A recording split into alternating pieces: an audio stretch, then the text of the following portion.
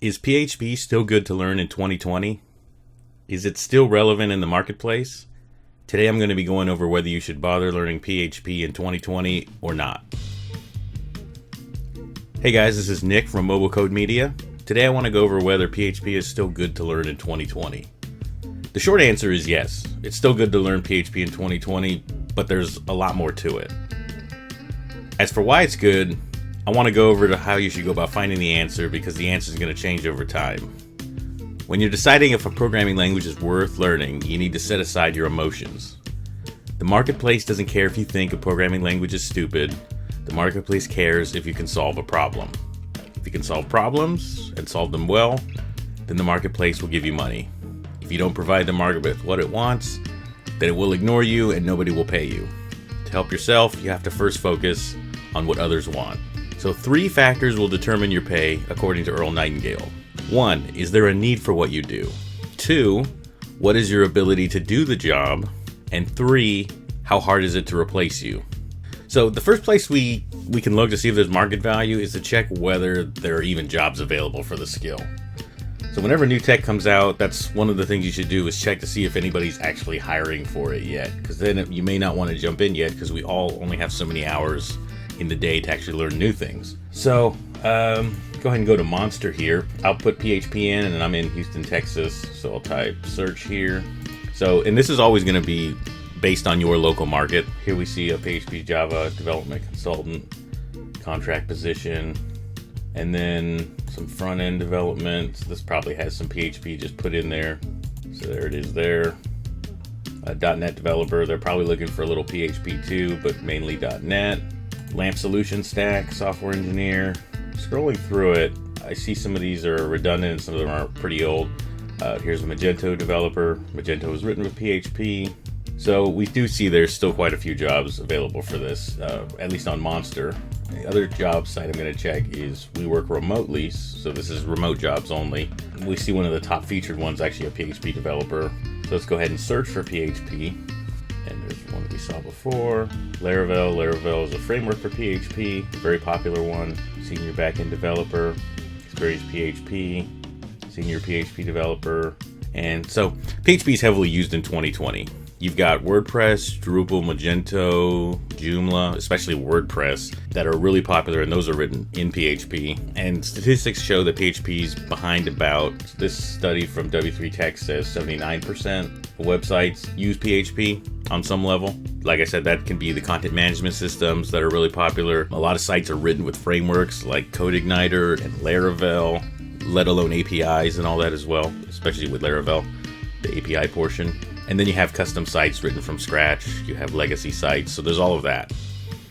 And a current popular trend for building scalable sites is to build an API backend with Laravel, and then on top of it to have an SPA, a single page application, on the front end, and you would build that with React, Angular, or potentially Vue.js, and then that communicates with your API.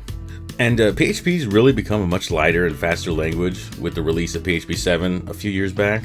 It's really matured a lot over the 12 plus years that I've been using it extensively, and it's gone far from the templating language that it used to be.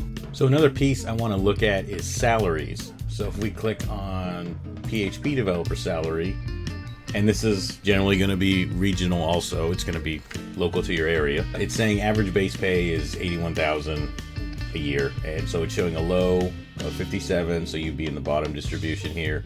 81 is the average. 99 is on the high end. That would probably be on the high end. This seems overall a little high, so you may need to lower it roughly 10% or so.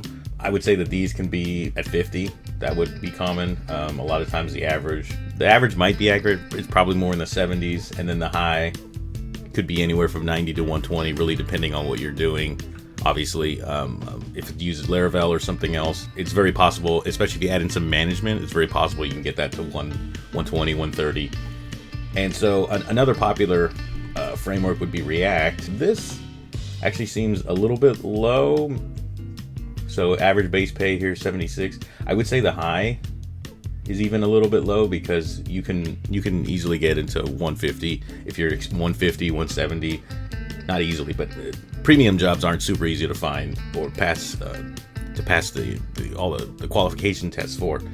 But I could see if you were a very great seasoned React developer, this getting up to 170. It happens in a lot of areas. I'm not even talking New York specifically or Silicon Valley. In a lot of areas, this can get way up there. Low 48. Yeah, I guess if you had no experience and you were just willing to learn React or knew a tiny bit and weren't really productive with it and had no development experience overall, I could see it getting there. But overall, this is just giving us kind of a quick look at whether this is an employable skill.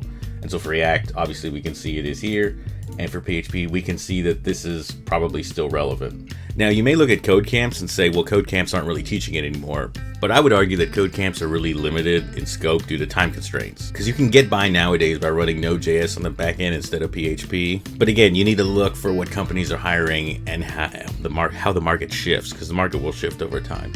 And a code camp's job is to get you prepared for that first job, and then it's kind of up to you to continue learning. So it's a good starting point. So finishing up my long answer, PHP is good to learn in 2020, but I don't think it's enough.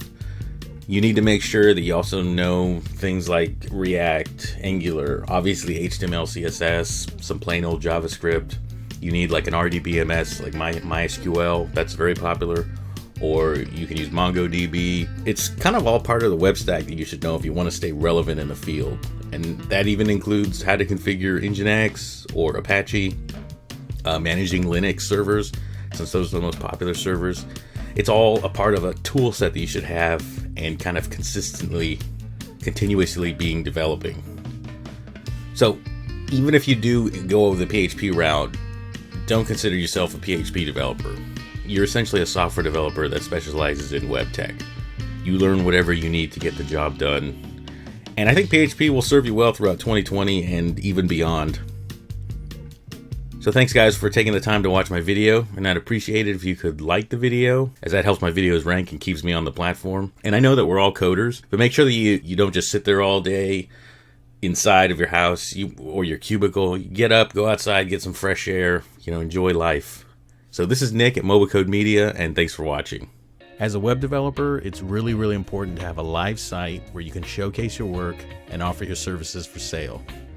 I know that a lot of people recommend AWS or DigitalOcean, and those services have their place, but there's nothing quicker to set up or easier to manage than a shared hosting account, while still leaving you with full control over your site's files. Shared hosting with Bluehost is only a few bucks a month, and you don't have to worry about managing the server or if security software is up to date, because they manage all of that. You also get access to cPanel included, which is a web control panel that makes it super easy to manage your site. If you have any issues, Bluehost's customer support is there 24/7 to help, so give them a try.